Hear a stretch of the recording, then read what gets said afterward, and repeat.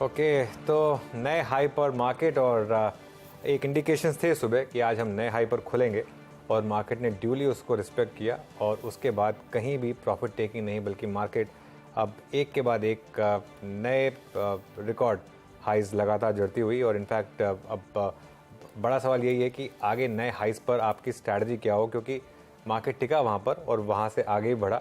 रिलायंस ने लीड किया सुबह सुबह, इन्फोसिस ने ज्वाइन किया और उसके बाद HDFC बैंक ने बागडोर संभाली। तो तीन हैवी वेट्स ने मिलकर इस मार्केट को ऑल टाइम हाई क्रॉस कराने में हेल्प की।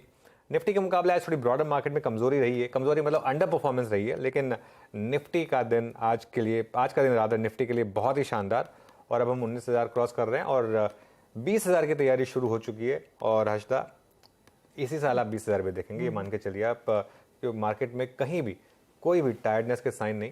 हाँ, बीच बीच में झटके लगते रहेंगे, पिछले 2 हफ्ते में 2 बार मार्केट ने झटके दिए, वो लगते रहेंगे, लेकिन वो बीच बीच में वो शेकआउट ज़रूरी होता है। और जैसा कि मैं हमेशा कहता रहता हूँ कि एक पार्टी चल रही है, उसमें अगर आप लेट घुसने की कोशिश करेंगे तो आपको निकालने की कोशिश होगी, लेकिन आप थोड़ी हिम्मत करके अगर वहाँ पर एक बार जुड़ जाएंगे तो फिर आप भी उसका हिस्सा बन जाएंगे पार्टी का। और ये मेरे ख्याल से अभी भी आगे कंटिन्यू करेगा। तो बाउंसर को से लड़ना नहीं, बाउंसर को कन्विंस करके पार्टी में आना कि मैं था बस पार्टी में कुछ टाइम के लिए बाहर गया था, मुझे वापस आने दीजिए। और फिर एक बार बाउंसर आने देगा, उसके बाद आप घुस गए, एक बार घुस गए अंदर, उसके बाद आपको फिर बाहर जाने की कोई दिक्कत नहीं है। लेकिन उसमें दोबारा बाहर नहीं जाना है जब तक बिल देने का टाइम नहीं आए। बिल देने का टाइम आने में भी बहुत देरी है अभी, तब तक आप आराम से एंजॉय करिए। अभी मेरे ख्याल से जैसे कहते हैं ना 11:30-12 बजे, पार्टी 4 बजे तक चलती है, तो अभी बहुत टाइम है पार्टी में।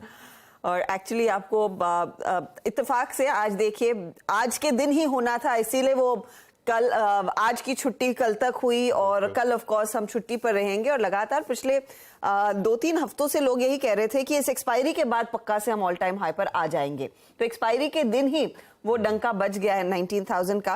लेकिन अनुज, आप जो मेंशन कर रहे थे कि अब यहां से आगे लाइफ एट ऑल टाइम हाइस कैसी रहेगी, किस तरह का ट्रेड लेना, अब ये मार्केट क्या ऐसा अभी भी है कि जो छुएंगे चल जाएगा? वैसा तो नहीं है। नहीं, देखिए, जो छुए अगर वो चलने लगे तो मार्केट मतलब फिर आप यूफोरिया में आ गए, फिर तो आप निकल जाइए मार्केट से। और मार्केट बीच बीच में ऐसा नहीं है कि आपको लॉस नहीं करा के दे रहा है, मार्केट बीच बीच में लॉस भी करा के दे रहा है हर्षदा। लेकिन देखिए हर्षदा, कल सुबह से एक हमारा कन्विक्शन था कि ये market all time high hit करेगा। और ये कई बार होता है कि एक्सपायरी वाले दिन, और एक्सपायरी वाले दिन की खासियत क्या होती है, एक्सपायरी वाले दिन नॉर्मली ट्रेंडिंग मार्केट जो है वो हाईएस्ट या लोएस्ट पॉइंट पर बंद होती है, और ये मार्केट ट्रेंडिंग हायर है, इसके लिए हाईएस्ट लेवल पर बंद हो रही है। आज मैं स्पेसिफिक निफ्टी और बैंक निफ्टी की बात नहीं कर रहा हूँ। 3 बजे अगर कोई एक ट्रेड मिलेगी, स्पेशल 3 PM ट्रेड, कोई जीरो हीरो ट्रेड मिलेगी, तो उस पर हम अलग से चर्चा कर लेंगे। लेकिन आज मैं जो बात करने जा रहा हूँ वो, क्योंकि स्पेशली पिछले 4 हफ्ते से मैं हर हफ्ते किसी न किसी एक बड़े एक्सपर्ट से बात कर रहा हूँ, और एक मेरा खुद का जो एक माइंड सेट है ना वो खुल रहा है आज। ये मैं बताऊँ आपको, 2-3 महीने तक पहले तक मेरा इतना ऐसा माइंडसेट नहीं था। अब मैं भी उस हिसाब से सोच रहा हूँ कि क्या वाकई में ये सब चीजें पॉसिबल है जो कही जा रही हैं। जैसे मनीष चौखानी ने कहा कि हम वर्ल्ड की लार्जेस्ट इकोनॉमी बन सकते हैं, या रिधम ने जो कहा था कि अभी तो तेजी शुरू हुई है, रामदेव जी ने कहा था कि 10x मोमेंट आ गया है, ये अमृत काल है, 10x मोमेंट मतलब यहाँ से बाजार 10 गुना हो जाएगा। तो सोचिए, अब तो इसका मतलब कुछ चला नहीं है। तो ये बेसिकली जो ग्रोथ स्टोरी, जो इंडिया ग्रोथ स्टोरी है, ये मार्केट उसका जश्न मना रहा है। मार्केट क्या है बेसिकली, मार्केट एक इंडेक्स लेवल पर जो निफ्टी है वो एक, अगर आप जाएं Nifty 50 stock of the nation लिखा होता है उनकी बिल्डिंग पर, वो जैसे एक स्टॉक है, वो कंपनी क्या कर रही है वो बताता है। निफ्टी बेसिकली इंडिया क्या कर रही है वो बताता है, इसके लिए हम निफ्टी को सेलिब्रेट करते हैं, ठीक है ना। और इक्विटी में एक बहुत जोरदार वेल्थ बनी है पिछले 3 साल में।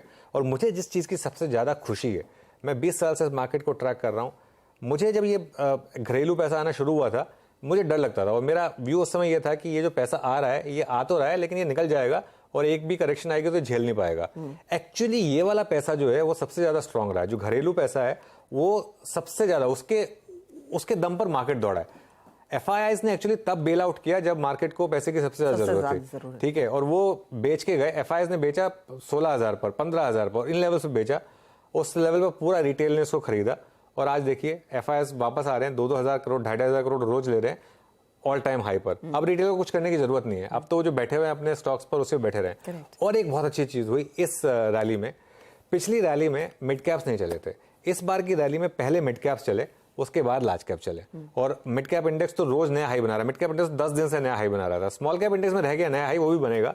लेकिन ये एक बहुत अच्छी चीज है, इसका मतलब ये है कि डोमेस्टिक लोग जो हैं वो काफ़ी पैसा बना रहे हैं, अभी भी बने रहे इस मार्केट में और हर गिरावट में खरीदें, ये मेरी एक एडवाइस होगी। हाँ, ये लोग सोच रहे होंगे चलिए ये सब तो आपने ज्ञान दे दिया, अब अभी क्या करना है एक्सपायरी के लिए ये बता दीजिए।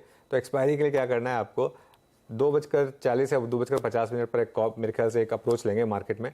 एक मुझे लग रहा है कि अभी भी एक लास्ट का एक सर्ज बाकी है मार्केट में, शायद 19,050 19,100 तक का, लेकिन उसको हम फिर 245 250 पर एक बार वापस